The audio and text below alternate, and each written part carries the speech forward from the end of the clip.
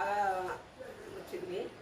పత్రిజీ గారిని తలుచుకుంటాను, రోజు పత్రిజీ గారిని రోజు తలుచుకోవడం జరుగుతుంది. నాకు నిద్ర పట్టి రాత్రి నాకు నిద్ర పట్టబడతాను.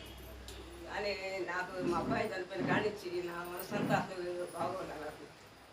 కానీ ధ్యానంలోకి వచ్చినాక నాకు మనశ్శాంతి అనేది నాకు బాగా ఉంది. అసలు ధ్యానంలో రోజు 5 గంటలు ధ్యానం చేస్తాను.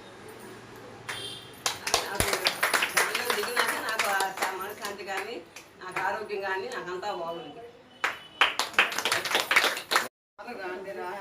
రాక రాక అన్నా కూడా చాలా రోజులు రాలేదు.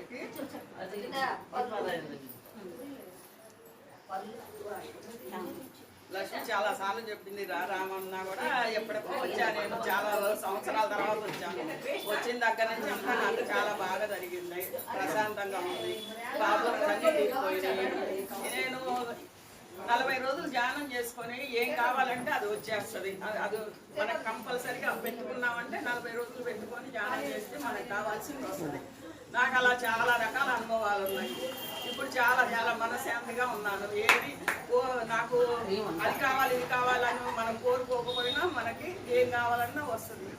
మనశ్శాంతి మటుకు బ్రహ్మాండంగా ఉంది. ఏం లేదు ఇంకా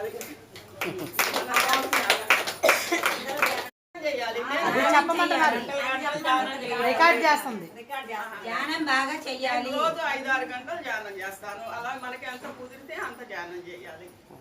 సీట్ వచ్చింది, కాలేజీలోకి వెళ్ళింది, బాగా చాలా బాగా వస్తున్నాయి మార్కులు. కానీ చాలా బాగా చదువుతుంది.